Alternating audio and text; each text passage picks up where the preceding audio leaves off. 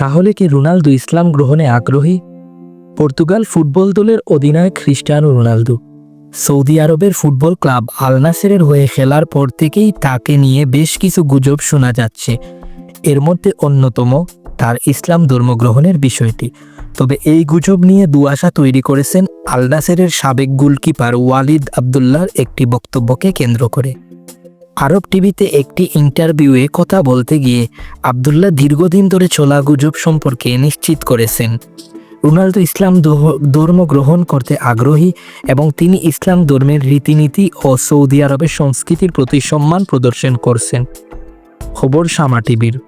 আবদুল্লাহ বলেন, রোনালদো সত্যি ইসলাম ধর্ম গ্রহণ করতে আগ্রহী। আমি তার সঙ্গে এ বিষয়ে কথা বলেছি এবং তিনি আগ্রহ প্রকাশ করেছেন। ইতিমধ্যে মাঠে গোল করার পর সিজদা করেছেন তিনি এবং সব সময় খেলোয়াড়দের প্রার্থনা করতে এবং ইসলামিক ধর্মীয় নীতি অনুসরণ করতে উৎসাহিত করেন।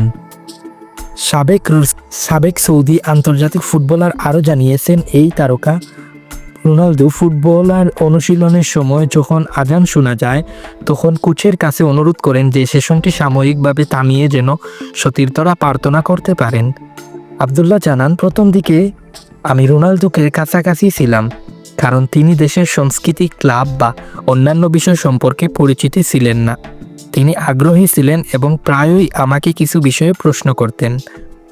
সাবেক গোলকিপার তবে এটি নিশ্চিত করছেন যে রোনালদো ইসলাম ধর্ম গ্রহণ করুক আর না করুক, তার বিনম্রতা, শৃঙ্খলা এবং খেলোয়াড় হিসেবে তার প্রতিশ্রুতি তাকে এ পর্যায়ে নিয়ে এসেছে।